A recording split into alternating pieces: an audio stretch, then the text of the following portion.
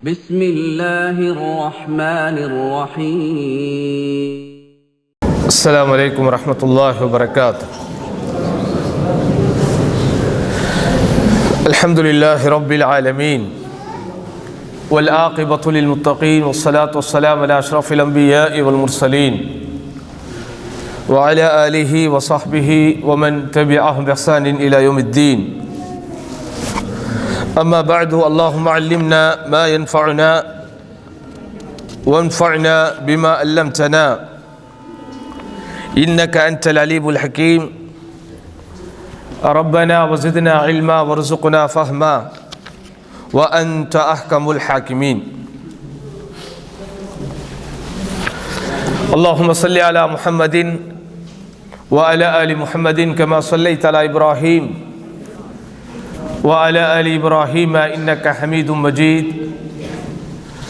اللهم بارك على محمد وعلى آل محمد كما باركت على إبراهيم وعلى آل إبراهيم إنك حميد مجيد. அன்பிற்கினிய சகோதரர்களே சகோதரிகளே, எல்லாம் வல்ல அல்லாஹ்வின் பேரருளால் பெரும் கிருபையினால் தொடர்ச்சியாக நடைபெற்று வருகிற நமது வாராந்திர இஸ்லாமிய வகுப்பிலே இன்றைக்கு நாம் அனைவரும் கலந்து கொள்ளக்கூடிய நல்லதோர் பாக்கியத்தினை பெற்றிருக்கிறோம். இந்த சிறப்பிற்குரிய சந்தர்ப்பத்தில் ரமதானுக்கு பிறகும் அமல்களில் நிலைத்திருக்க மார்க்கம் நமக்கு வழிகாட்டுகிற வழிகள் என்ன என்பதை குறித்து சில செய்திகளை இன்ஷா அல்லாஹ் பார்க்க போகிறோம். அதாவது, அமல்கள் செய்வது என்பது மார்க்கத்தில் பெரிய விஷயம்தான். ஆனால் அதைவிட பெரிய விஷயம் அந்த அமல்கள் செய்தல் என்கிற அந்த நிலையிலேயே தொடர்ந்திருப்பது. இதற்கு இலகுவாக நாம் புரிந்து கொள்வதற்கு ஒரு உதாரணம் சொல்ல வேண்டுமானால், படித்து முடித்துவிட்டு வேலை கிடைப்பது என்பது பெரிய விஷயம்தான். ஆனால் அதைவிட பெரிய விஷயம் கிடைத்த வேலையை தக்க வைப்பது. ஆமாவா இல்லையா? திருமணமான அல்லது திருமணமாக வேண்டிய பருவத்தில் ஒரு மணமகனுக்கு மணமகள் கிடைப்பதும் மணமகளுக்கு மணமகன் கிடைப்பதும் பெரிய விஷயம்தான். ஆனால் அதைவிட பெரிய விஷயம் அந்த மன வாழ்க்கை நிலைத்திருப்பது. இப்படி வாழ்க்கையில் எதையெல்லாம் நாம் கற்றோமோ பெற்றோமோ அறிந்தோமோ அடைந்தோமோ அவைகளெல்லாம் பெரிய விஷயம்தான் என்றாலும், எவைகளை நாம் பெற்றிருக்கிறோமோ கற்றிருக்கிறோமோ அடைந்திருக்கிறோமோ அறிந்திருக்கிறோமோ அவைகளை தக்க வைத்து தொடர்ச்சியாக என்ன செய்யணும், அதை அனுபவித்தல் என்பதுதான் ரொம்ப முக்கியமான விஷயம். அதனால்தான் ரமதானை அடைவது என்பது எவ்வளவு பெருசோ அதைவிட பெரியது ரமதானை அனுபவிப்பது. அதனாலே நண்பிற்கினியவர்களே, ரமதான் என்கிற மாதத்தை பற்றி நாம் வர்ணிக்கும் போது உண்மையில் அது புண்ணியங்களின் பூக்காலம், வணக்கசாலிகளின் வசந்த காலம், இபாதத்துகளின் இன்பக்காலம் என்றெல்லாம் அதை நாம் வர்ணிக்கிறோம். வணக்க வழிபாடுகளின் வர்த்தக சந்தை என்று கூட அறிஞர்கள் சொல்கிறார்கள். ஒவ்வொரு வர்த்தகத்திற்கும் ஒரு சந்தை இருக்கிறது. ஆனால் அந்த சந்தை அதே போன்று வணக்க வழிபாட்டிற்கென்று, ஆன்மீகவாதிகளுக்கென்று, அமல்களில் ஆர்வம் உள்ளவர்களுக்கென்று ஒரு சந்தை இருக்கிறது. அதுதான் இந்த ரமதான் என்றெல்லாம் இந்த ரமதானை மாஷா அல்லாஹ் அறிஞர்கள் வர்ணிக்கிறார்கள். அந்த அடிப்படையிலே நிச்சயம் இறை நம்பிக்கையின் சாதாரண ஒரு இடத்திலே இருப்பவர்கள் கூட ரமதான் என்கிற மாதத்தில் வித்தியாசமாக, விசேஷமாக, சிறப்பாக கொஞ்சமாவது நம்முடைய ஈமானை நாம் வலிமையாக்கி இருக்கிறோம், ஆன்மீக தொடர்பை அதிகப்படுத்தி இருக்கிறோம் என்றால் அது மிக இல்லை. அதனால்தான் ரமதானை குறித்து அறிஞர்கள் நமக்கு உபதேசிக்கும் போதெல்லாம் ரமதானும் ரமதான் அல்லாத காலங்களும் ஒரே மாதிரியாக இருந்துவிடக்கூடாது. ரமதானும் ரமதான் அல்லாத காலங்களிலும் உங்களுடைய ஒழுக்க வாழ்க்கையாக இருந்தாலும் அமல்களுடைய விஷயங்களாக இருந்தாலும் அது ஒரே மாதிரி போகாமல் ரமதான் எப்படி இருக்கணும், ஒரு ஸ்பெஷலாக, ஒரு சிறப்பிற்குரியதாக நம்மிடத்தில் இருக்க வேண்டும் என்று அறிஞர்கள் நமக்கு வழிகாட்டுவதை பார்க்கலாம். சரி, இப்போ ரமதான்களில் மாஷா அல்லாஹ் அமல்கள் செய்தோம். கூடுதலோ குறைவோ முடிஞ்ச வரைக்கும் என்ன செஞ்சோம், நம்ம ஏனைய காலங்களோடு அதை ஒப்பிடுகிற போது சிறப்பான ஒரு அடிப்படையில் தான் செய்திருக்கிறோம். இப்போ இந்த ரமதானுக்கு பிறகும் இந்த அமல்களில் நிலைத்திருக்க, அமல்களில் நாம் தொடர்ந்திருக்க என்ன செய்ய வேண்டும்? முதலாவது அன்பிற்கினியவர்களே, எல்லாவற்றுக்கும் மேலாக அறிஞர்கள் நமக்கு வழிகாட்டுகிற முதலாவது விஷயம் தலபுல் அவுனி மினல்லாஹ், அல்லாஹ்விடத்தில் இதற்கான உதவியை தேடுவது. இதுதான் ரொம்ப முக்கியம். பாலைத்தான் ஒரு தாய் தன் குழந்தைக்கு ஊட்ட முடியுமே தவிர பாக்கியத்தை அல்லாஹ் தான் ஊட்ட வேண்டும். அந்த அடிப்படையில் அமல்கள் செய்ய வேண்டும் என்கிற ஆசை, அமல்களில் நிலைத்திருக்க வேண்டும் என்கிற ஆர்வம், நாம் செய்த அமல்கள் அல்லாஹ்விடத்தில் அங்கீகரிக்கப்பட வேண்டும் என்று நாம் வைக்கக்கூடிய ஆதரவு, இவைகள் எல்லாமே நியாயமான உணர்வுகள் தான். ஆனால் அதற்குண்டான இறுதி நல்ல முடிவை, வெற்றி வாய்ப்பை வல்ல ரஹ்மான் தான் தர வேண்டும். அதனால் தான் எந்த விஷயமாக இருந்தாலும் அல்லாஹ்விடத்தில் என்ன செய்யணுமோ பிரார்த்தனை கேட்டுக்கொண்டே இருக்க வேண்டும். இறை நம்பிக்கையாளர்கள் செய்கிற அல்லது செய்ய வேண்டிய ஒரு அற்புதமான ஒரு பிரார்த்தனை அல்லாஹ் நமக்கு சொல்லி காட்டுகிறான். ரப்பனா லா துஸிக் குலூபனா பஅத இத் ஹதைதனா, எங்கள் இறைவா, எங்களுக்கு நேரான வழியை நீ தந்ததற்கு பிறகு எங்களுடைய உள்ளங்களை வழிகெடுத்து விடாது. சாதாரணமான ஒரு பிரார்த்தனை அல்ல இது, சாதாரணமான பிரார்த்தனை அல்ல. சில கட்டத்திலே உங்களுக்கெல்லாம் தெரியும், கேள்விப்பட்டிருப்பீர்கள், ஒரு மிகப்பெரிய நபித்தோழர் ஒரு குறிப்பிட்ட ஒரு விஷயத்திலே அல்லாஹ்வின் தூதர் ஸல்லல்லாஹு அலைஹி வஸல்லம் அவர்களுக்கு மாறு செய்ததை உணர்கிறார். அப்போது ரசூலுல்லாஹி ஸல்லல்லாஹு அலைஹி வஸல்லம் அவர்கள் அந்த நபித்தோழரை கண்டிக்கிறார்கள், அல்லது பொதுவாக அல்லாஹ்வினுடைய வசனத்தை ஓதி காட்டுகிறார்கள். அதை கேள்விப்படும் போது அவர்களுடைய உள்ளத்தில் வந்த உணர்வு என்ன தெரியுமா? இந்த சம்பவங்கள் எல்லாம் நடந்ததற்கு பிறகு நான் இஸ்லாத்திற்கு வந்திருக்க கூடாதா? ஏன் அப்படின்னா, அல் இஸ்லாமு யஹ்திமு மா கபிலஹு வல் ஹிஜ்ரத்து தஹ்திமு மா கபிலஹா வல் ஹஜ்ஜுல் மப்ரூரு யஹ்திமு மா கபிலஹு என்று ஒரு ஹதீஸின் கருத்து இருக்கிறது. ஒருவர் இஸ்லாத்தை ஏற்றுவிட்டால் அந்த இஸ்லாத்திற்கு முன்புள்ள பாவங்கள் எல்லாம் ஆட்டோமேட்டிக்காக மன்னிக்கப்பட்டு விடும். ஒருவர் ஏற்றுக்கொள்ளப்பட்ட ஹஜ்ஜை நிறைவேற்றிவிட்டு வந்துவிட்டால் அந்த ஹஜ்ஜுக்கு முன்புள்ள பாவங்கள் எல்லாம் மன்னிக்கப்பட்டு விடும். அதே போன்று அல்லாஹுக்காக ஒருவர் ஹிஜ்ரத் செய்து விட்டால் அந்த ஹிஜ்ரத்திற்கு முன்புள்ள பாவங்கள் எல்லாம் மன்னிக்கப்பட்டு விடும். அப்ப அதனால தான் ரப்பனா லா துஸிக் குலூபனா பஅத இத் ஹதைதனா, யா அல்லாஹ், எங்களுக்கு நீ நேரான வழியை காட்டியதற்கு பிறகு எங்களது உள்ளங்களை வழிகெடுத்து விடாது. நேர் வழி என்பது நமக்கு கிடைக்காமல் இருந்தால் எவ்வளவு வேண்டுமானாலும் பாவங்களில் ஈடுபட்டு கொண்டே இருக்கலாம். அதற்காக நாம் நேர் வழியில் வந்ததை ஒரு அதாவது விரும்பத்தகாத ஒன்றாகவோ, நேர் வழி நமக்கு கிடைக்காம போகிறதா எவ்வளோ வேணாலும் பாவங்கள் செஞ்சுக்கிட்டே இருக்கலாமோ என்றோ என்ன செய்யக்கூடாது, நம்ம நினைக்கக்கூடாது. ஏன், அந்த பாவங்கள் செய்து கொண்டே இருக்கும்போது மரணம் வந்து விட்டால் அதுவே. ஆனால் ஒருவர் இஸ்லாத்திற்கு வராமல் எவ்வளவோ தவறான காரியங்களில் ஈடுபட்டு கொண்டிருக்கிறார், பாவமான காரியங்களில் ஈடுபட்டு கொண்டிருக்கிறார். ஆனால் அவர் இஸ்லாத்தை ஏற்றுவிட்டால் அவருக்கு என்ன செய்யப்பட்டுரும்? பழைய பாவங்கள் எல்லாம் மன்னிக்கப்பட்டுரும். அவர் அன்று பிறந்த பாலகன் போல் இந்த உலகத்தில் ஆன்மீக விஷயத்திலே வாழ ஆரம்பித்து விடுவார். ஆனால் நேர்வழியில் இருக்கிற, மார்க்கத்தை ஏற்றுக்கொண்டிருக்கிற நம் போன்றவர்கள், நம்முடைய கணக்குகள் எப்போதும் எழுதப்பட்டிருக்கிறது. நம்முடைய கணக்குகள் அல்லாஹ்விடத்திலே விசாரணைக்காக இருந்து கொண்டே இருக்கிறது. அப்ப அதனால என்ன செய்யக்கூடாது? நம்ம நேர்வழி பெற்றதற்கு பிறகு வழிகேட்டை நோக்கி போய்விடக்கூடாது. அப்படி போவது என்பது ஆபத்து என்பதை விட மிகப்பெரிய அபாயம். அது சாதாரணமாக கிடைத்து விடுமா? சத்திய சஹாபாக்கள் அல்லாஹ்விடத்திலே கேட்டிருக்கிறார்கள், ரப்பனா லா துஸிக் குலூபனா பஅத இத் ஹதைதனா, யா அல்லாஹ், எங்களுக்கு நேரான வழியை நீ தந்ததற்கு பிறகு எங்களது உள்ளங்களை வழிகெடுத்து விடாவே. வஹப் லனா மின் லதுன்க ரஹ்மா இன்னக அன்தல் வஹ்ஹாப், நேர்வழி வந்ததற்கு பிறகு அந்த நேர்வழியில் நிலைத்து நிற்பது என்பது நீ எங்களுக்கு அருள வேண்டிய பிரத்யேகமான ஒரு அருட்கொடை. அதான் வஹப் லனா மின் லதுன்க ரஹ்மா, உன் புறத்திலிருந்து இதற்காக ஒரு பிரத்யேகமான அருளை எங்களுக்கு தந்தருள்வாயாக. இன்னக அன்தல் வஹ்ஹாப், நிச்சயமாக நீ அள்ளி வழங்கக்கூடியவனாக இருக்கிறாய், அள்ளி அள்ளி வழங்கக்கூடியவனாக இருக்கிறாய், வாரி வழங்கக்கூடியவனாக இருக்கிறாய் என்று அல்லாஹ் இறை நம்பிக்கையாளர்களை அல்லாஹ்விடத்திலே கேட்க சொல்கிறான்.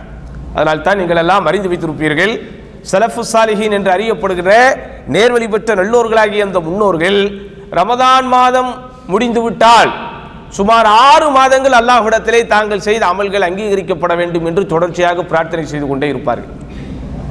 அடுத்த 6 மாதங்கள் ரமதானை நல்ல முறையில் அடைய வேண்டும், அதில் அமல்கள் அதிகம் செய்ய வேண்டும் என்று அல்லாஹ்விடத்திலே கேட்டுக்கொண்டே இருப்பார்கள்.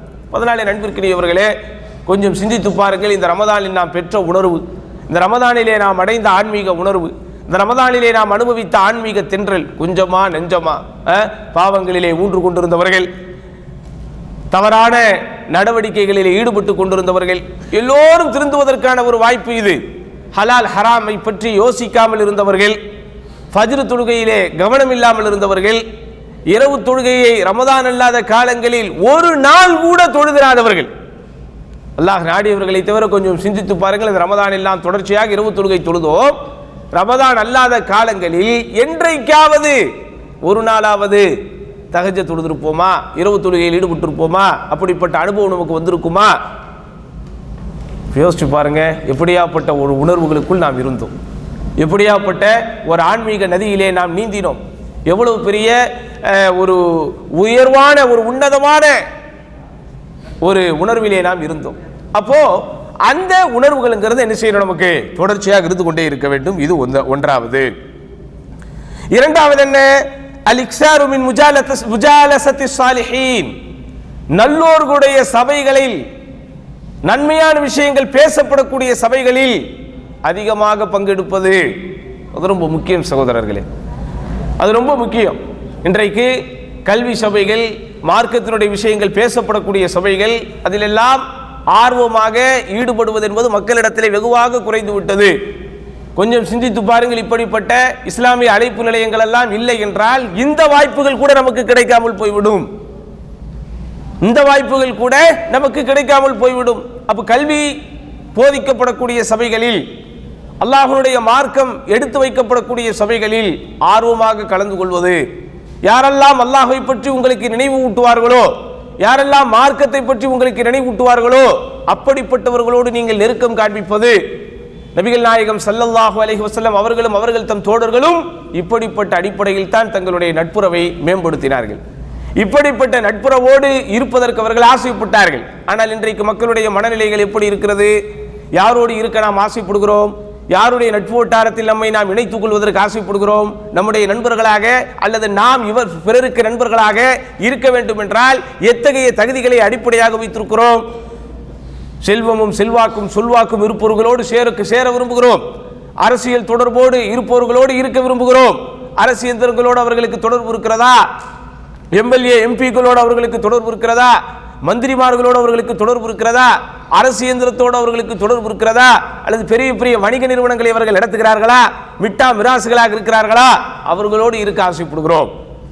ஆனால் உண்மையான இறை நம்பிக்கையாளர் யாரோடு இருக்க ஆசைப்படுவான்? யார் நமக்கு மார்க்கத்தை நினைவூட்டுவாரோ, நாம் தவறு செய்யும் போது யார் நம்முடைய தவறுகளை நமக்கு சுட்டி காட்டுவாரோ, மார்க்க ரீதியான ஒரு விஷயங்கள் நமக்கு தெரியாமல் இருக்கும்போது மார்க்க ரீதியாக நம்மை வழி நடத்துவதற்கு பயிற்சி அளிப்பாரோ அப்படிப்பட்டவர்களோடு இன்றைக்கு நாம் இருக்க விரும்புவதே இல்லை சகோதரர்களே. ரொம்ப ஒரு கவலைக்குரிய ஒரு விஷயம். ஆனால் அல்லாஹ்வின் தூதர் ஸல்லல்லாஹு அலைஹி வஸல்லம் அவர்கள் அருமையாக சொன்னார்கள், அல் மர்உ அலா தீனி ஹலீலிஹி, ஒரு மனிதன் அவனுடைய நண்பனின் மார்க்கத்தின் அடிப்படையில் தான் இருப்பான். எனவே ஃபல்யன்துர் அஹதுக்கும் மை யுஹாலில், எனவே உங்களில் ஒருவர் யாரோடு தான் நட்பு பாராட்டுகிறார் என்பதில் கவனமாக இருக்கட்டும். அல்லாஹ்வுடைய தூதர் ஸல்லல்லாஹு அலைஹி வஸல்லம் சொன்ன ஆழமான ஒரு வார்த்தை, ஆழமான ஒரு வார்த்தை. எப்படி? உங்களில் ஒருவர் யாரோடு சேருகிறார் என்பதில் கவனமாக இருக்கட்டும். ரசூலுல்லாஹி ஸல்லல்லாஹு அலைஹி வஸல்லம் அவர்களை தூக்கி வளர்த்தவர் யார்? அல்லாஹ்வின் தூதர் ஸல்லல்லாஹு அலைஹி வஸல்லம் அவர்களுக்கு தாம் ஒரு அனாதை என்கிற உணர்வே வராத அளவிற்கு அல்லாஹ்வின் தூதரை அரவணைத்து வளர்த்தது யார்? அல்லாஹ்வின் தூதருடைய தந்தையின் மரணத்திற்கு பிறகு, குறிப்பாக அவருடைய பாட்டனாருடைய மறைவிற்கு பிறகு ரசூலுல்லாஹி ஸல்லல்லாஹு அலைஹி வஸல்லம் அவர்களுக்கு ஒரு தந்தையின் ஸ்தானத்தில் இருந்து அவர்களை பாதுகாத்தவர், பராமரித்தவர். அல்லாஹ்வின் தூதர் ஸல்லல்லாஹு அலைஹி வஸல்லம் வாடையிலும் கோடையிலும் ஆரம்ப காலத்திலே பயணித்தவர் அபூ தாலிப் என்பது நாம் எல்லோருக்கும் தெரியும். எங்கோ இருக்கிற எங்கெங்கோ இருக்கிறவர்களுக்கெல்லாம் ஹிதாயத்து கிடைத்தது. பாரசீகத்திலே பிறந்த சல்மான் ரலியல்லாஹு அன்ஹு அவர்களுக்கு ஹிதாயத்து கிடைத்தது. ரோமாபுரியை பூர்வீகமாக கொண்ட சுஹைப் ரூமி அவருக்கு ஹிதாயத்து கிடைத்தது. அபிசீனியாவில் இருந்து வந்திருந்த பிலால் அல் ஹபஷி அவருக்கு ஹிதாயத்து கிடைத்தது. எத்தனையோ கிராமப்புறத்தை சார்ந்தவர்களுக்கு நேர்வழி கிடைத்தது. எத்தனையோ நகர்ப்புறத்தை சார்ந்தவர்களுக்கு நேர்வழி கிடைத்தது. நெருப்பை வணங்கி கொண்டிருந்தவர்கள், நட்சத்திரங்களை வணங்கி கொண்டிருந்தவர்கள், சாபியின் என்கிற ஒரு கொள்கையை சார்ந்திருந்தவர்கள், முகவரி தெரியாதவர்கள். ஹதீஸ்களிலே நீங்கள் படிக்கும் போது சில ரிவாயத்துகள் அறிவிப்புகள் இப்படி வரும், அன் ரஜுலின் மின் அஸ்ஹாபின் நபி என்று வரும். இதெல்லாம் நம்ம படிக்கும் போது அப்படியே கடந்து போவான். அதுக்கு பின்னாடி இருக்கிற ஒரு உணர்வை நம்ம சிந்திக்கணும். அன் ரஜுலின் மின் அஸ்ஹாபின் நபி எப்படி வரும்? நபி தோழர்களில் ஒருவரின் மூலம் அறிவிக்கப்படுவதாவது அப்படின்னு ஒரு சில ஹதீஸ். ஏன் அப்படி வருது என்றால் அவருடைய பெயர் அறியப்படவில்லை. அவருடைய பேர் நிச்சயப்படலை, அறியப்படலை. அவர் யாரு, இன்னாருடைய மகன், எந்த ஊரை சார்ந்தவர், எந்த கபீலாவை கோத்திரத்தை சார்ந்தவர், எந்த விவரமும் இருக்காது. அல்லாஹ்வின் தூதரை பார்த்தார், அல்லாஹ்வின் தூதரை நேசித்தார், அல்லாஹ்வின் தூதர் சொல்லுகிற மார்க்கத்தை உள்ளச்சத்தோடு ஏற்றுக்கொண்டார், தன்னுடைய இஸ்லாத்தை பிரகடனப்படுத்தினார், அல்லாஹ்வின் தூதர் ஸல்லல்லாஹு அலைஹி வஸல்லம் சபைகளிலே அவைகளிலே பங்கு பெற்று மார்க்கத்தை கற்றுக்கொண்டார், கற்ற மார்க்கத்தை பிறருக்கு சொன்னார். சொன்னவருடைய பேர் என்ன தெரியாது. அதனால் தான் அன்ரஜுலின் மின் அஸ்ஹாபின் நபி, நபி தோழர்களில் ஒருவர் மூலம் அறிவிக்கப்படுவதாவது இப்படி வரும். ஜாஅ ரஜுலும் மினல் கௌம் அப்படின்னு வரும். அந்த கூட்டத்திலே ஒரு மனிதர் வந்தார் அப்படின்னு வரும். ஏன் அப்படி வருது அப்படின்னா அவங்களுடைய பெயர்கள் அறியப்படவில்லை. அவர்கள் யார், என்ன விவரம் என்று பெரிய அளவுக்கு பிரபல்யம் இல்லாதவர்கள். இப்படி யார் யாருக்கோ ஹிதாயத்து கிடைத்தது. ஆனால் ரசூலுல்லாஹி ஸல்லல்லாஹு அலைஹி வஸல்லம் அவர்களை தூக்கி வளர்த்து அல்லாஹ்வின் தூதர் ஸல்லல்லாஹு அலைஹி வஸல்லம் அவர்களுக்கு ஒரு அரணாக இருந்து அல்லாஹ்வின் தூதர் ஸல்லல்லாஹு அலைஹி வஸல்லமோடு வாடையிலும் கோடையிலும் பயணித்து ஆரம்ப காலத்தில் இந்த குறைஷிகள் மூலம் வரக்கூடிய எதிர்ப்புகளை எல்லாம் அல்லாஹ்வின் தூதர் ஸல்லல்லாஹு அலைஹி வஸல்லம் அவர்கள் சமாளிப்பதற்கு சந்திப்பதற்கு பக்கபலமாக இருந்த அபூ தாலிபுக்கு நேர்வழி கிடைக்கவில்லை. என்ன காரணம்? அல்லாஹ்வுடைய நாட்டம், அது முதலாவது காரணம். இன்னக லா தஹ்தி மன் அஹ்பப்த வலாக்கின் அல்லாஹ் யஹ்தி மை யஷா. நபியே, நீங்கள் விரும்பியவர்களுக்கெல்லாம் நேர்வழியை உங்களால் தந்துவிட முடியாது. அல்லாஹ் யாரை விரும்புகிறானோ அல்லது அல்லாஹ் யாருக்கு நாடுகிறானோ அவருக்குத்தான் நேர்வழி கிடைக்கும். இது இரண்டாவது காரணம். இந்த காரணங்களுக்கு பிறகு சொல்லப்பட்ட முக்கியமான காரணம் என்ன தெரியுமா? என்னதான் அபூ தாலிப் அடிப்படையில் நல்ல மனிதராக இருந்தாலும், நேர்மையானவராக இருந்தாலும், ஒழுங்கீனமான காரியங்களில் ஐயாமுல் ஜாஹிலியாவிலே அறியாமை காலத்திலே மற்றவர்களெல்லாம் ஈடுபட்டிருந்ததை போல ரொம்ப மோசமாக இல்லாவிட்டாலும் அவர் அபூ ஜஹலுக்கு நெருக்கமானவராக இருந்தார். அதுதான் காரணம். அபூ தாலிப் மார்க்கத்தை ஏற்காததற்கு, கலிமா சொல்லி முஸ்லீமாக மாறாததற்கு, அதுவும் நீங்கள் இந்த வரலாறுகளை படித்து பாருங்களேன். எங்கெங்கிருந்தோ பிரயாணம் செய்து வந்து ரசூலுல்லாஹி ஸல்லல்லாஹு அலைஹி வஸல்லம் பயிற்சி பாசறைகளை பாடம் பெற்று பயிற்சி பாசறைகளை பங்கெடுத்து அல்லாஹ்வின் தூதர் ஸல்லல்லாஹு அலைஹி வஸல்லம் கூட்டத்திலே அங்கமாக விளங்கி யார் யாருக்கோ நேர்வழி பெற்றது. அல்லாஹ்வின் தூதரை வாழ்க்கையில் ஒரு முறைத்தான் சந்தித்திருப்பார், அவருக்கு நேர்வழி கிடைத்தது. அல்லாஹ்வின் தூதர் ஸல்லல்லாஹு அலைஹி வஸல்லம் அவர்களை ஒரு சபையிலே 10ஓடு 11 அல்லது 100 ஒருவராக வந்து உட்கார்ந்து அல்லாஹ்வின் தூதர் உபதேசத்தை உபன்யாசத்தை கேட்டிருப்பார், அவருக்கு நேர்வழி கிடைத்தது. ஆனா யாருடைய வீட்டில் அல்லாஹ்வின் தூதர் ஸல்லல்லாஹு அலைஹி வஸல்லம் வளர்ந்து வந்தாரோ அவருக்கு நேர்வழி கிடைக்கல. அதுக்கு முக்கியமான காரணம் என்ன? மரணப்படுக்கையில் அபூ தாலிப் இருக்கிறார், மரணத்தினுடைய வாசலில் நெருங்கி கொண்டிருக்கிறார், அவருடைய உயிர் ஊசலாடி கொண்டிருக்கிறது. மரண தருவாயில் மரணப்படுக்கையில் அபூ தாலிப் இருக்கிறார் என்கிற செய்தியை கேள்விப்பட்டவுடன் அல்லாஹ்வின் தூதர் ஸல்லல்லாஹு அலைஹி வஸல்லம் ஓடோடி வந்து யா அம்மி குல்லி கலிமத்தன் உஹாஜு பிஹா இன்தல்லாஹ், இந்த ஒரு வார்த்தையை ரசூலுல்லாஹி ஸல்லல்லாஹு அலைஹி வஸல்லம் அபூ தாலிபை தவிர வேறு யாருக்குமே தன்னுடைய வாழ்நாளில் பயன்படுத்தியதே இல்லை. ஒரு சில வார்த்தைகள் இருக்கிறது சகோதரர்களே, அந்த வார்த்தைகளை ரசூலுல்லாஹி ஸல்லல்லாஹு அலைஹி வஸல்லம் சில குறிப்பிட்டவர்களுக்கு மாத்திரம்தான் கொடுத்தார்கள். அதை இன்னும் நான் ஆழமாக சொல்ல வேண்டுமானால் அது வெறும் வார்த்தை என்று சொல்ல முடியாது, அது ஒரு வரம். வரம் என்றால் உங்களுக்கு தெரிகிறதா? வரம் அப்படிங்கிற வார்த்தை தமிழிலே சொல்லப்படுவதுண்டு. வரம்னா என்ன? அது நமக்கு கிடைச்சிருச்சுன்னா அது நமக்கு ஒரு லக்கி என்கிற வார்த்தை அவ்வளவு மார்க்கத்திற்கு பொருத்தமானது. அதிர்ஷ்டம் என்கிற வார்த்தையெல்லாம் நாம் சொல்வதில்லை, அது மார்க்கத்திற்கு அவ்வளவு பொருத்தமில்லாத ஒரு விஷயம்தான். இருந்தாலும் அந்த வரம் என்று சொல்வது என்ன? வாங்கி வந்த வரம் போல என்று சொல்லுவார்கள். அது ஒரு மிகப்பெரிய அருட்கொடைகளின் உச்சநிலை. அதை ரசூலுல்லாஹி ஸல்லல்லாஹு அலைஹி வஸல்லம் சில பேருக்கு மட்டும்தான் சொன்னாங்க. இன்னும் நான் உங்களுக்கு ஆழமாக சொல்ல வேண்டுமானால் இந்த வார்த்தையை ரசூலுல்லாஹி ஸல்லல்லாஹு அலைஹி வஸல்லம் தான் பெற்ற மகள் ஃபாத்திமாவிற்கு கூட சொல்லவில்லை. ஆரம்ப காலத்தில் அல்லாஹ்வை மட்டும்தான் வணங்க வேண்டும் என்கிற அந்த கொள்கையை ரசூலுல்லாஹி ஸல்லல்லாஹு அலைஹி வஸல்லம் எடுத்து சொல்கிற போது, தன்னுடைய குடும்ப உறுப்பினர்களை எல்லாம் கூட்டி வைத்து பேசுகிற போது அதிலே ஃபாத்திமா ரலியல்லாஹு அன்ஹா அவர்களும் இருந்தார்கள், தன்னுடைய மாமி சஃபியா ரலியல்லாஹு அன்ஹா அவர்களும் இருந்தார்கள். தாய் வழி உறவு, தந்தை வழி உறவு என்று யாரெல்லாம் ரசூலுல்லாஹி ஸல்லல்லாஹு அலைஹி வஸல்லம் உடலுக்கு உறுப்புகளைப் போல, பெருமானார் ஸல்லல்லாஹு அலைஹி வஸல்லம் கைகளுக்கு விரல்களைப் போல, அல்லாஹ்வின் தூதர் ஸல்லல்லாஹு அலைஹி வஸல்லம் உயிருக்கும் உறவுக்கும் நெருக்கமானவர்களாக இருந்தார்களோ அவர்களை மாத்திரம் அழைத்து வந்து, எப்படி சலீனி மா ஷிஇதி, இந்த உலக விஷயத்திலே எதை நீ விரும்புகிறாயோ அதை கேள், நான் முடிந்தால் தருகிறேன். ஆனால் லா உக்னி அன்கி மினல்லாஹி ஷைஆ, அல்லாஹ்வின் புறத்திலிருந்து வரக்கூடிய எதையும் என்னால் தடுக்க முடியாது. இப்படி சொல்லி தான் அல்லாஹ்வுடைய தூதர் தான் பெற்ற மகளுக்கு கூட மார்க்கத்தை போதித்தார்கள். ஆனால் அபூ தாலிபுக்கு மட்டும்தான் என்ன சொன்னாங்க? குல்லி கலிமா, ஒரே ஒரு வார்த்தையை மட்டும் நீங்கள் சொல்லுங்கள், அது மற்றதெல்லாம் அப்புறம் பேசிக்கலாம். இப்படி குல்லி கலிமா, கலிமாவை மட்டும் சொல்லுங்கள். நீங்க அதை சொல்லிட்டீங்கன்னா உஹாஜு பிஹா, இன்தல்லாஹ், அதை கொண்டு அல்லாஹ்விடத்தில் வாதாடியாவது நான் உங்களுக்கு சொர்க்கத்தை வாங்கி தருகிறேன். ரசூல் ஸல்லல்லாஹு அலைஹி வஸல்லம் அவர்கள் எப்போதும், அதாவது அவர்களுடைய சிறப்பு என்பது சகோதரர்களே வார்த்தைகளால் வர்ணிக்க முடியாத அளவிற்கு வானளாவிய அளவு இருந்தாலும் அல்லாஹ்வின் தூதர் ஸல்லல்லாஹு அலைஹி வஸல்லம் அடக்கத்தோடு தான் இருப்பார்கள். நான் உங்களை போன்ற ஒரு மனிதன் தான் என்று சொல்லுவார்கள். அப்படிப்பட்ட ரசூலுல்லாஹி ஸல்லல்லாஹு அலைஹி வஸல்லம் அவர்கள் தங்களுடைய ஆயுட்கால சிறப்புகளை எல்லாம் ஒருவருடைய சிறப்பிற்காக, ஒருவருடைய வெற்றிக்காக பயன்படுத்துவதை போல சொன்னாங்க. இப்படி இந்த வார்த்தையை மட்டும் சொல்லுங்க, நான் அல்லாஹ்விடத்திலே வாதாடி உங்களுக்கு சொர்க்கத்தை வாங்கி தருகிறேன். சொல்வதற்கு அவருக்கு விருப்பம் வந்து விட்டது. ஆனால் அப்படியே திரும்பி பார்க்கிறார். அங்கே யார் உட்கார்ந்துகிட்டு இருந்தா? அபூ ஜஹல்.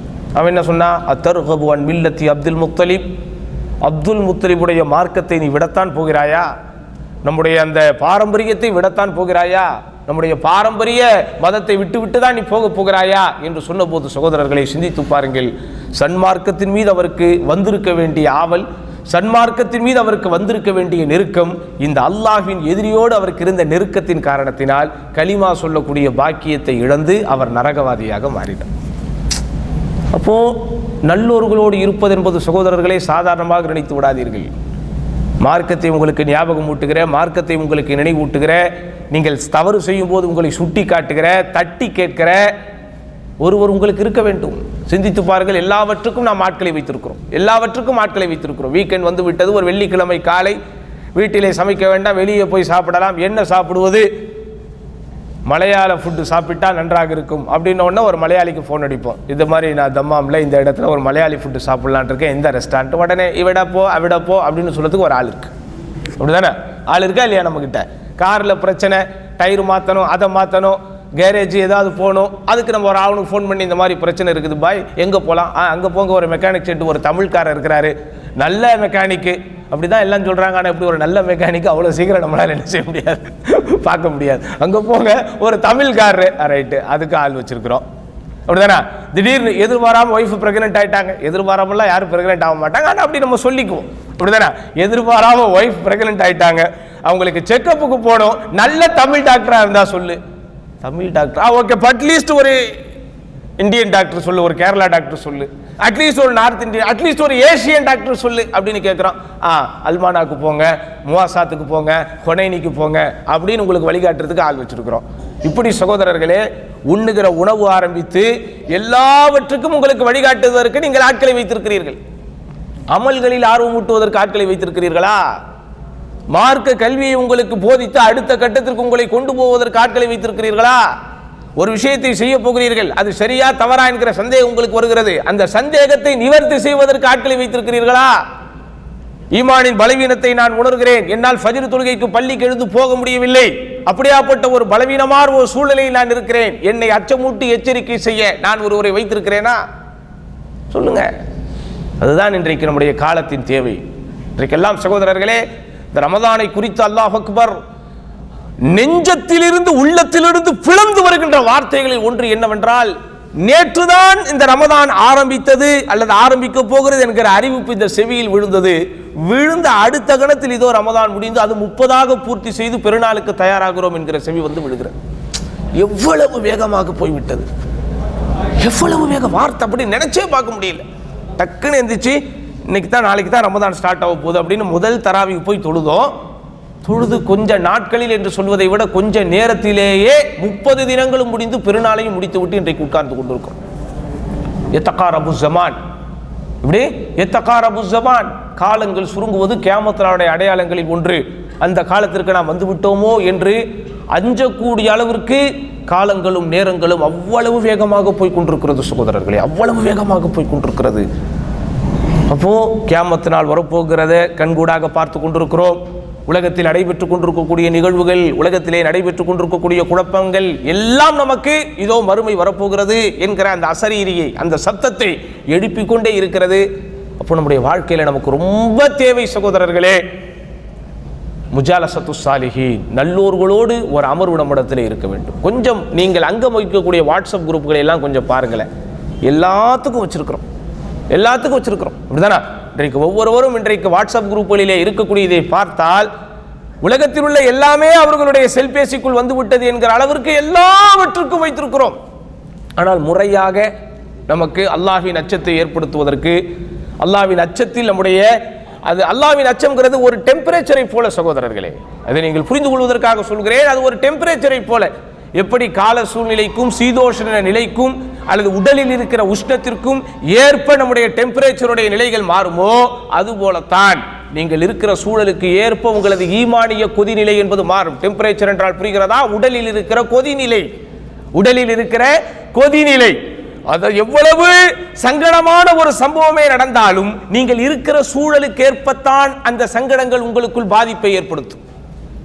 நீங்க தனியா இருக்கிறீங்க, ஃபேமிலி இல்லை, உங்களுக்கு நண்பர்கள் இல்லை, உங்களுக்கு ஆறுதல் சொல்றதுக்கு ஆள் இல்லை அப்படின்னா ஒரு தூசியே விழுந்தாலும் எப்படி இருக்கும்னா ஒரு பெரிய தூண் விழுந்ததை போல இருக்கும்.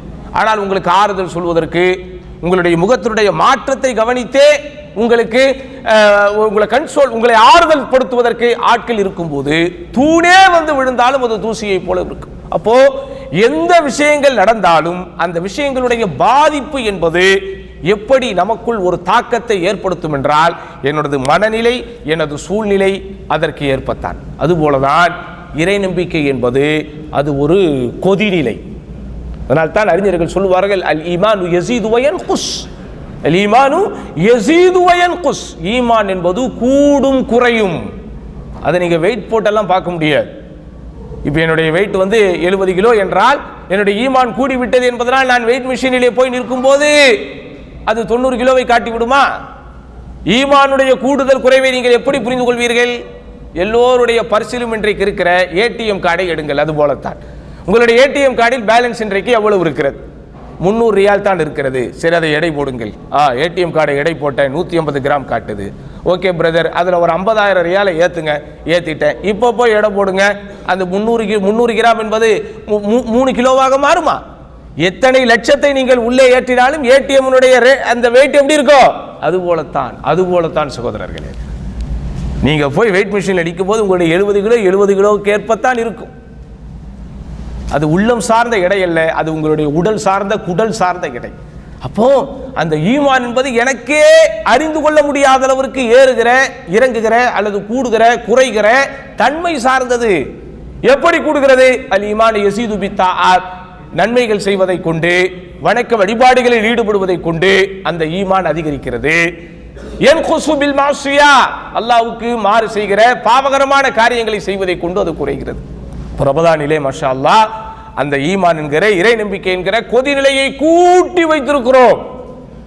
எப்படியாப்பட்ட கொதிநிலை என்று சொன்னால், எப்படி உடலுக்கு எதிர்ப்பு சக்தி ஏறி ஒரு கட்டத்திலே இருக்குமோ அதுபோல ஈமான் என்கிற அந்த உள்ளம் சார்ந்த எதிர்ப்பு நிலையை ஏற்றி வைத்துக் கொண்டு மிக சிறப்பான முறையில் வைத்திருந்த அந்த ஈமானை ரமதானுக்கு பிறகும் கட்டி காக்க வேண்டும் என்றால் இந்த கல்வி சபைகள், ஈமானிய சபைகள், நல்லோர்களுடைய சபைகள் அவைகள் ரொம்ப முக்கியமானது என்பது என்ன செய்யக்கூடாது, நம்ம மறந்துவிடக் கூடாது.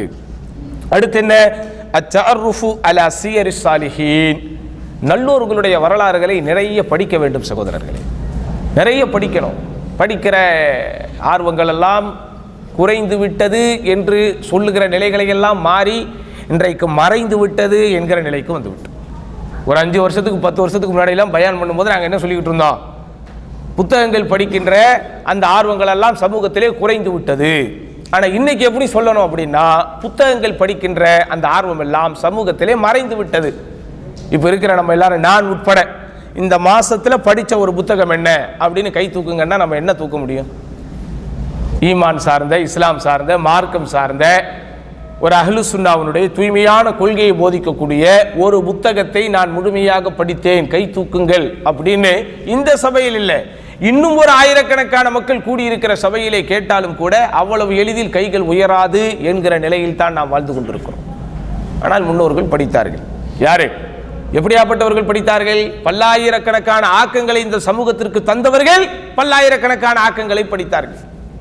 ஆனால் இன்றைக்கு படிக்கிற, பயான் கேட்கிற ஒரு நிலைதான் சமூகத்திலே கொஞ்சமாவது இருக்கிறதை தவிர அதை தாண்டி வாசிக்க வேண்டும், நல்லோர்களுடைய வரலாறுகளை படிக்க வேண்டும், குறிப்பாக சஹாபாக்களுடைய வரலாறுகளை படிக்க வேண்டும், அதற்கு பிறகு வந்த அந்த நல்லோர்களின் வரலாறுகளை படிக்க வேண்டும், இமாம்களுடைய வரலாறுகளை படிக்க வேண்டும் என்கிற ஆர்வங்கள் எல்லாம் குறைந்து விட்ட, மறைந்து விட்ட ஒரு காலத்திலே இருக்கிறோம். அப்போ எப்படி சகோதரர்களே ஈமான் என்பது கூடும்? சொல்லுங்க. ஆரோக்கியமான உணவை சாப்பிட்டால் தானே உடலில் எதிர்ப்பு சக்தி கூடும். ஆமாவா இல்லையா?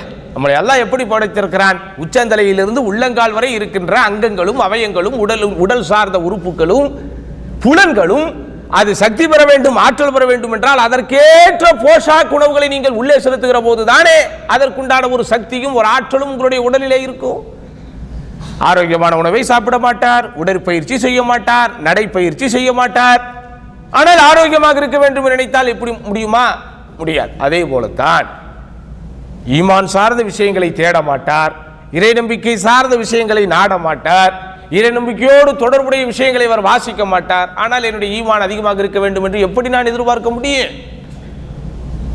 குழப்பங்கள் அதனுடைய துளிர்களை எப்படி குழப்பங்கள் இன்றைக்கு விதைகளை தூவி விருட்சங்களாக வந்த காலத்திலே நாம் இருக்கிறோம். ஆனால் குழப்பங்கள் துளிர் விட்ட காலத்திலேயே சஹாபாக்கள் ஒருவரை ஒருவர் சந்தித்து தாலு நுமின் சா, வாருங்களேன் ஒரு மணி நேரம் அமர்ந்து நாம் ஈமான் கொள்வோம் என்று தங்களுக்குள் பேசிக் கொள்வார்களாம். அப்போ அந்த வாசித்தல் அல்லது வாசித்தலை நேசித்தல் இது போன்ற உணர்வுகள் எல்லாம் நம்மிடத்தில் இருந்தால் தான் என்ன செய்ய முடியும் சகோதரர்களே? அந்த ஈமானிய கொதிநிலையை கட்டி காக்க முடியும். அதற்கடுத்து என்ன? அல் ஹிர்சு அலல் ஃபராயித், ஃபர்துகளை நிறைவேற்றுவதன் மீது ஒரு ஆசை நமக்கு இருக்க வேண்டும். ஃபர்துகளை நிறைவேற்றுறது, கடமைக்கு செய்கிறது அப்படிங்கிறது ஒன்று இருக்கு, கடமையாக நினைத்து செய்வது அப்படிங்கிறது ஒன்று இருக்கு. அப்படிதானே? கடமைக்கு செய்வது என்றால் என்ன? சரி வந்துட்டோம் அதனால நம்ம என்ன செய்வோம், செஞ்சிருவோம் அப்படி அல்ல. அதன் மீது நமக்கு இருக்கக்கூடிய ஆர்வமும் அதன் மீது இருக்கக்கூடிய நம்முடைய நேசமும் நமக்கு அதிகமாக வேண்டும். அமல்கள் செய்யும் போது அதை நாம் விரும்ப வேண்டும். ஆஹா 24 மணி நேரத்தில் நன்றாக எவ்வளவுதான் சிந்தித்து பார்த்தாலும் அதிகபட்சமாக 1 மணி நேரம் தான் இந்த ஐங்கால தொழுகைக்கு ஒதுக்க போகிறோம். அப்படிதானே? நீங்க நல்லா எவ்வளவு சிந்தித்து பார்த்தாலும் ஃபஜ்ர் முதல் இஷா வரைக்கும் ஒவ்வொரு வக்துக்கும் 5 முதல் 10 நிமிடங்கள் தான் ஒதுக்க போகிறோம். அப்போ அந்த தொழுகையிலே போய் நிற்கிற போது எப்படி செய்யணும் சகோதரர்களே? ஒரு ஆர்வத்தோடு, விருப்பத்தோடு, நேசத்தோடு, ஆஹா அல்லாஹ் நமக்கு இந்த பாக்கியத்தை கொடுத்திருக்கிறான், அல்லாஹ் நமக்கு இந்த வாய்ப்பை கொடுத்திருக்கிறான் அப்படின்னு நினைச்சு ஆனந்தமாக நாம் ஆன்மீகத்திலே ஈடுபட வேண்டும் சகோதரர்களே. அறியாமையிலே இருப்பவர்கள், அநாகரிகமான செயல்களிலே ஈடுபடுபவர்கள், முட்டாள்தனமான காரியங்களை வணக்க வழிபாடுகள் என்கிற பேரிலே நிறைவேற்றுபவர்கள் எவ்வளவு ஆர்வத்தோடு செய்து கொண்டிருக்கிறார்கள். ஆனா நம்ம அறிவுபூர்வமான ஒரு மார்க்கத்தில், அல்லாஹ்வுடைய ஒரு மார்க்கத்தில், மறுமையில் நமக்கு வெற்றியை தரக்கூடிய ஒரு மார்க்கத்தில் அமல்களை செய்யும் போது அதில் என்ன செய்யணும் சகோதரர்களே? நம்ம ஆர்வத்தோடு நேசத்தோடு நிற்கணும். ரசூலுல்லாஹி ஸல்லல்லாஹு அலைஹி வஸல்லம் வெற்றிக்குண்டான காரணமே தொழுகையை நேசித்ததுதான். அல்லாஹ்வின் தூதர் ஸல்லல்லாஹு அலைஹி வஸல்லம் அவர்கள் தொழுகையிலே நிற்கும் போது விருப்பத்தோடு நிற்பார்கள். பிலாலே தொழுகைக்கான அறிவிப்பை கொடுத்து எனது மனதில் ஆனந்தத்தை ஏற்படுத்துங்கள் என்று சொல்லக்கூடிய அளவுக்கு அவங்க என்ன செய்வாங்க? இந்த ஃபர்துகளை அவங்க நிறைவேற்றுவதிலே ஆர்வம் காட்டுவார்கள். அதே போன்ற சகோதரர்களே நஃபீலான வணக்க வழிபாடுகளில் நம்ம கொஞ்சம் செய்யணும். ஏதாவது இப்போ ரமதானுக்கு முன்பு நம்மகிட்ட இல்லாத எத்தனையோ விஷயங்கள் ரமதானில் இருந்துச்சு. ரமதானுக்கு முன்பு நம்மிடத்திலே இல்லாத எத்தனையோ விஷயங்கள் ரமதானிலே இருந்தது. இப்போ ரமதானில் நாம் பெற்ற விஷயங்களில் அட்லீஸ்ட் ஏதாவது ஒன்றை இன்க்ரீஸ் பண்ணணும். உதாரணமாக இரவிலே உறங்கும் போது ஒது செய்துவிட்டு உறங்குவது என்பது ஒரு சுன்னத். அதை நான் ரொம்ப நாளாக செய்யாமல் இருந்தேன், இதோ அல்ஹம்துலில்லாஹ் இந்த ரமதான்லேருந்து அதை நான் செய்ய ஆரம்பிச்சிட்டேன் அப்படின்னு ஒரு பாயிண்ட்டை கொஞ்சம் ஏற்றுங்க. ஃபர்தான தொழுகையை மட்டும் தொழுதுட்டு நான் போய்கிட்டு இருந்தேன், ஆனால் அந்த ரமதானில் மாஷாஅல்லாஹ் முன்பின் சுன்னத்துக்களை எல்லாம் நான் கொஞ்சம் கரெக்டாக செஞ்சேன், முன்பின் சுன்னத்துக்களை எல்லாம் நான் கரெக்டாக தொழுவ ஆரம்பித்தேன், இதோ அல்ஹம்துலில்லாஹ் இன்றைக்கும் நான் தொழுது கொண்டிருக்கிறேன் இப்படி. அல்லது எப்போதுமே ஒதுவுடைய நிலையிலே இருப்பது இப்படி. சகோதரர்களே நம்ம என்ன செய்யணும்? ஆயுளில் ஒரு வருடம் கூடுகிறது. ரமதானுங்கிறது ஒரு பக்கம் முடிந்தது என்பது நமக்கு சந்தோஷமான ஒரு விஷயமாக இருந்தாலும் அடிப்படையில் நீங்கள் நன்றாக சிந்தித்து பார்த்தால் நமக்கென்று அல்லாஹ் நிர்ணயித்திருக்கக்கூடிய ஆயுட்காலத்தில் ஒரு வருடத்தை முடித்து விட்டோம், அவ்வளவுதான். அல்லாஹ் நமக்கு என்ன எழுதி வைத்திருக்கிறான் என்பது நமக்கு தெரியாது. 60ஓ 70ஓ அல்லாஹ் உங்கள் அனைவருக்கும் நீண்ட ஆயுளை, நம்ம அனைவருக்கும் அல்லாஹ் நீண்ட ஆயுளையும் நிறைந்த பாக்கியத்தையும் தருவதற்கு நாம் துவா செய்வோம். ஆனால் அதே வேளையிலே அல்லாஹ் எனது ஆயுளை 63 என்று எழுதி வைத்திருந்தான் என்றால் அந்த 63இல் ஒன்று இந்த ரமதானிலே குறைந்து விட்டது. அடுத்த ரமதானில் இன்ஷா அல்லாஹ் இன்னொன்று குறைய போகிறது. அப்போ ஒரு ரமதான் முடிய ஆயுளில் ஒன்றை நான் எழுந்து கொண்டே இருக்கிறேன் எனும் போது சகோதரர்களே நம்மையும் அறியாமல் ஒரு பக்குவமும் ஒரு பண்பாடும் நம்மிடத்திலே ஒட்டி கொள்ள வேண்டும், நம்மிடத்திலே அது பயணிக்க வேண்டும். இந்த ரமதானில் கற்றதை அட்லீஸ்ட் ஒரு சகிப்புத்தன்மை. ரமதானில் நமக்கு உச்சக்கட்டமாக சொல்லப்பட்ட சகிப்புத்தன்மை என்ன? யாராவது உன்னை ஏசினாலோ பேசினாலோ அவரை திருப்பி பேசாத, திருப்பி ஏசாத, நீ சாயிமுன், நான் நோன்பாளி என்று சொல்லிவிடு. அப்போ சண்டை சச்சரவுகளை தவிர்த்தல், அதாவது என்னது, பிரச்சனைகளை பெரிதுபடுத்துவதை விட்டு விடுதல், இது போன்ற பண்புகளை நம்ம என்ன செஞ்சோம், ரமதான்ல பெற்றோம். அதை நம்முடைய வாழ்க்கையில என்ன செய்யணும் சகோதரர்களே, நம்ம கண்டினியூ பண்ணணும். அடுத்து அன்பிற்கினியவர்களே, இந்த ரமதானில் நாம் பெற்ற இந்த ஆன்மீக பாடம் கடைசி வரைக்கும் நம்மிடத்திலே இருக்க வேண்டும் என்றால் ரொம்ப முக்கியமான ஒன்று, எவைகளெல்லாம் உங்களுடைய உள்ளங்களை பாழ்படுத்துமோ அவைகளை எல்லாம் நீங்கள் என்ன செய்யணும், தவிர்த்து விட வேண்டும், அல்லது அதை விட்டு தவிர்த்து வாழ வேண்டும். அதுதான் ரொம்ப முக்கியம். உள்ளங்களை பாழ்படுத்துதல் அப்படிங்கிற முஃப்சிதாத்துல் கல்ப் என்று அறிஞர்கள் சொல்கிறார்கள். இல்லங்களை பாழ்படுத்துவதை விட உள்ளங்களை பாழ்படுத்துவது என்பது ரொம்ப மோசமானது. எதெல்லாம் உள்ளங்களை பாழ்படுத்தும்? அல்லாஹ்வின் மீது வைத்திருக்கக்கூடிய நம்பிக்கையிலே ஏற்படக்கூடிய குறைவு, பாவங்களின் மீது நமக்கு வரக்கூடிய ஆசை, ஆர்வம், ஹராம்களின் மீது நமக்கு வரக்கூடிய நேசம், அல்லது மார்க்கம் தடை செய்திருக்கக்கூடிய குணநலன்களை வளர்த்து கொள்ளுதல். உதாரணமாக பொறாமை கொள்வது, அகங்காரம் கொள்வது, பெருமை அடிப்பது, தற்பெருமை கொள்வது, அடுத்தவர்களை இழிவாக நினைப்பது, அல்லது உலகத்தின் மீது அதீத இன்பம் கொள்வது, அனுமதிக்கப்பட்ட விஷயங்களாகவே இருந்தாலும் அதன் மீது பேராசைப்படுவது, அதெல்லாம் உள்ளங்களை பாழ்படுத்தக்கூடியது. அதெல்லாம் உள்ளங்களை என்ன செய்யுது, அது கொஞ்சம் கொஞ்சமாக அரித்து விடும். இப்படிதானா? கொஞ்சம் கொஞ்சமாக எப்படி உடலிலே இருக்கக்கூடிய நோய் எதிர்ப்பு சக்தியை குறைக்கக்கூடிய சில காரியங்கள் இருக்குமோ அதுபோல உள்ளத்து தூய்மைதனை குறைக்கக்கூடிய காரியங்கள் என்று சிலது இருக்கிறது. அவைகளையெல்லாம் நம்ம என்ன செய்யணும் சகோதரர்களே, தடுத்து கொண்டே இருக்க வேண்டும். அவைகளையெல்லாம் தவிர்த்து கொண்டே இருக்க வேண்டும். ரொம்ப முக்கியம் சகோதரர்களே, இந்த ஸ்கிரீன் டைம் என்று சொல்லப்படக்கூடியதை நீங்க குறைக்கணும். அதை குறைத்தால் மட்டும்தான் இன்றைக்கு நாம் வாழ்ந்து கொண்டிருக்கக்கூடிய காலத்தில் கொஞ்சமாவது மார்க்கத்தினுடைய அந்த விஷயத்தில் அடுத்த கட்டத்திற்கு என்ன செய்ய முடியுமோ போக முடியும். இறுதியாக ஒரே ஒரு விஷயத்தை உங்களுக்கும் எனக்கும் சொல்லி நான் இந்த வகுப்பை நிறைவு செய்கிறேன். அது என்ன அப்படின்னு சொன்னா, அத்தௌபத்துல் ஆஜிலா, அல்லாஹ்விடத்திலே மீண்டும் மீண்டும் பாவ மன்னிப்பை கேட்டுக்கொண்டே இருப்பது. பாவ மன்னிப்பு கேட்பதிலே இன்பம் காணுவது. எப்படியெல்லாம் இன்றைக்கு நாம் நம்முடைய ஈமானை இழந்து கொண்டிருக்கிறோமோ அல்லது அல்லாஹ்வினுடைய கோபத்திற்கும் சாபத்திற்கும் ஆளாகி கொண்டிருக்கிறோமோ என்பது நமக்கு தெரியவே தெரியாது. நபிகள் நாயகம் ஸல்லல்லாஹு அலைஹி வஸல்லம் அவர்கள் ஒரு செய்தியை சொன்னார்கள். அல்லாஹ்வினுடைய நேசத்தை ஒரு மனிதன் எப்படி பெறுவான், அல்லாஹ்வினுடைய கோபத்தை ஒருவன் எப்படி பெறுவான் என்பதை விளக்குகிற போது அழகாக ஒரு செய்தியை ரசூலுல்லாஹி ஸல்லல்லாஹு அலைஹி வஸல்லம் அவர்கள் சொன்னார்கள். ஒரு அடியான் அல்லாஹ்வினுடைய விருப்பத்தை பெறத்தக்க வார்த்தைகளையே பேசிக் கொண்டிருப்பான், அல்லாஹ்வினுடைய பொருத்தத்தை பெறத்தக்க வார்த்தைகளையே பேசிக் கொண்டிருப்பான். ஆனால் அவனது கடைசி காலத்திலே அல்லாஹ்வின் கோபத்தை பெறக்கூடிய ஒரே ஒரு வார்த்தையை பேசிவிடுவான். அதன் மூலம் அவன் நரகத்திற்கு போய்விடுவான்.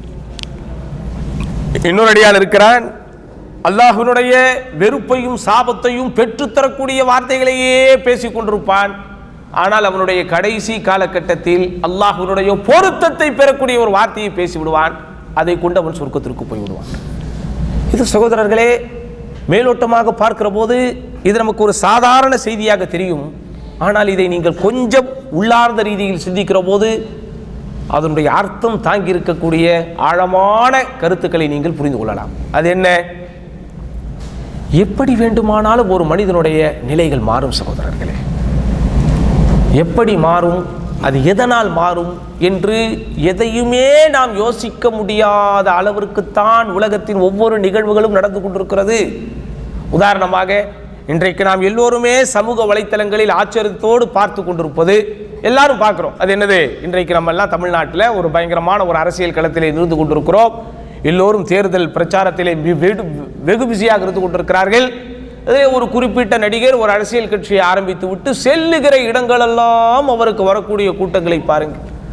ஒரு 3 வருடங்களுக்கு முன்போ 5 வருடங்களுக்கு முன்போ, ஏன் ஓரிரு வருடத்திற்கு முன்போ யாராவது சிந்தித்து பார்த்திருப்பார்களா? இப்படி ஒருவர் வருவார், இவருக்கு பின்னால் இவ்வளவு கூட்டம் வரும், இந்த நாட்டிலே இவ்வளவு தற்குறிகள், இவ்வளவு பைத்தியக்கார ஜனங்கள் இருக்கிறார்களா என்பதை நாம் சிந்திக்கக்கூடிய அளவிற்கு.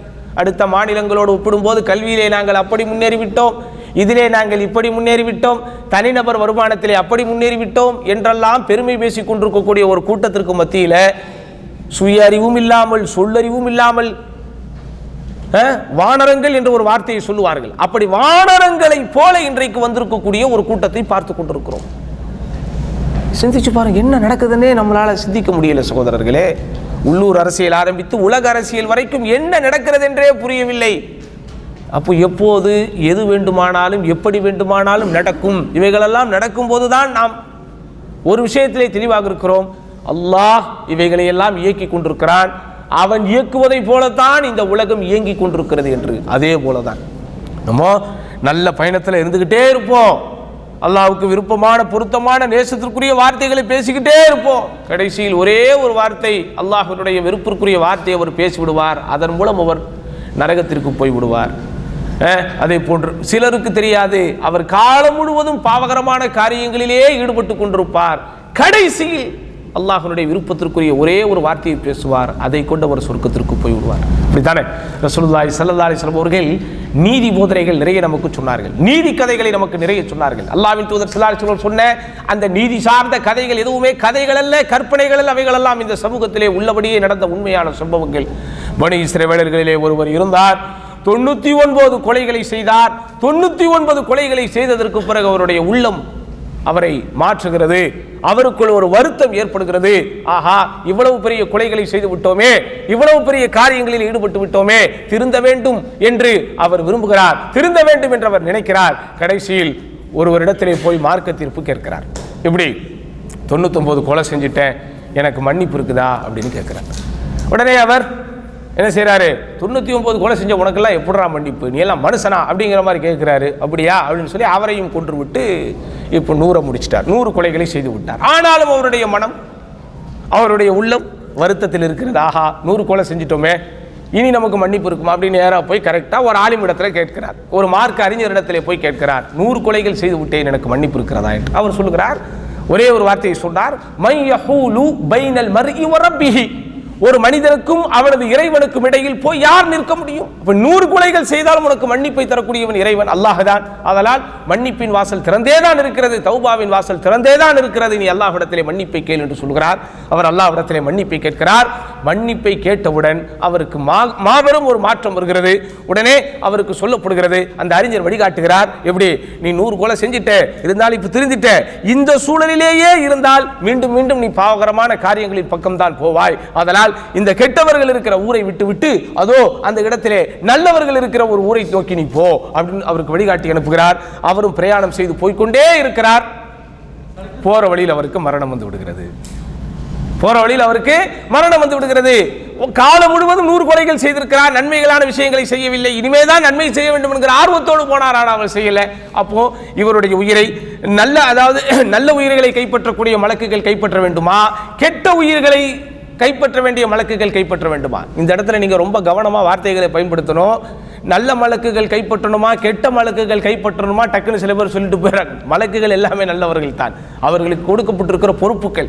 நல்லவர்களுடைய உயிரை கைப்பற்றக்கூடிய மலக்கு மலாயிக்கத்து ரஹ்மா என்பார்கள், ரஹ்மத்துக்குரிய மலக்குமார்கள்.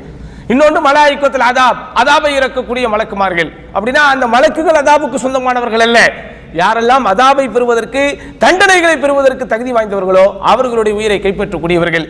இருவருக்கும் இடையில் என்ன நடக்குது? கருத்து முரண்பாடுகள் வருகிறது. அப்புறம் அவங்களுக்கு சொல்லப்படுது, இவர் அங்கிருந்து கிளம்பி வந்தாரு, அந்த டியூரேஷனையும் இவர் கிளம்பி போக போறாரே அந்த டியூரேஷனையும் நீங்கள் அளந்து எடுங்கள்.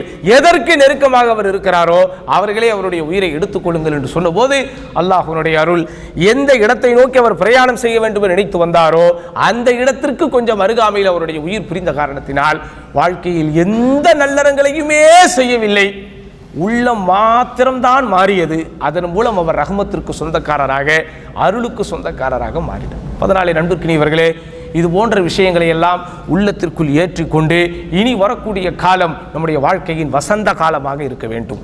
அறிஞர்கள் சொல்லுகிறார்கள், நீங்கள் அல்லாஹுக்கு செய்ய வேண்டிய கடமைகளை காலமெல்லாம் செய்து அடுத்தவர்களுக்கு எந்த பாதிப்புகளும் செய்யாமல் உங்கள் இரவும் பகலும் கழிக்கும் என்றால் உங்களுடைய எல்லா காலங்களும் ரமதானுடைய காலம்தான். அந்த அடிப்படையிலே ரமதான் என்கிற உயர்வான உன்னதமான காலத்தை நாம் முடித்திருக்கிறோம். ஒரு அறிஞர் சொல்லுகிறார், லவ் கீல லி அஹ்லில் குபூரி தமன்னௌ யௌமன் மினத் துன்யா லதமன்னௌ யௌமன் மின் ரமதான். கபருக்களிலே அடக்கம் செய்யப்பட்டிருக்கிற நல்லோர்களிடத்திலே இந்த உலகத்தில் நீங்கள் வாழ்வதற்கு விரும்புகிற ஒரே ஒரு நாளை ஆசைப்படுங்கள் என்று சொன்னால் ரமதானில் இருக்கக்கூடிய ஒரு நாளை அவர்கள் ஆசைப்படுவார்கள் என்று சொல்லக்கூடிய அளவிற்கு ஈமானுக்கு மிக மிக நெருக்கமான ஈமானியர்களுக்கு மிக மிக நெருக்கமான நாட்களை கடந்து விட்டு வந்திருக்கிறோம். மழை விட்டாலும் தூவானம் போகாது என்பதை போல சகோதரர்களே, ரமதான் என்கிற அந்த மழைதான் முடிந்திருக்கிறதே தவிர அந்த மழையின் தூவானம் இன்னும் நம்மிடத்திலே இருந்து கொண்டுதான் இருக்கிறது. ஆன்மீகத்தின் வர்த்தக சந்தை என்கிற ரமதான் தான் முடிந்திருக்கிறதே தவிர ஆன்மீகத்தின் ஆயுட்காலம் இன்னும் இருந்து கொண்டேதான் இருக்கிறது. வணக்கசாலிகளின் வசந்த காலம் என்கிற ரமதான் தான் முடிந்திருக்கிறதே தவிர வணக்கங்கள் இன்னும் அப்படியே தான் இருக்கிறது. இப்படி ரமதான் என்கிற அந்த சீசன் தான் முடிந்திருக்கிறதே தவிர ரமதானுக்குரிய இறைவன் அப்படியே தான் இருக்கிறான். ரமதானுக்குரிய மார்க்கம் அப்படியே தான் இருக்கிறது. ரமதானுக்குரிய அமல்களும் அப்படியே தான் இருக்கிறது. அந்த அமல்களை செய்யக்கூடிய நன்மக்களாக வல்ல ரஹ்மான் அனைவரும் ஆக்கியருள்வானாக. யா அல்லாஹ், இந்த ரமதானில் நாங்கள் செய்த நல்லறங்களை எல்லாம் நீ அங்கீகரிப்பாயாக.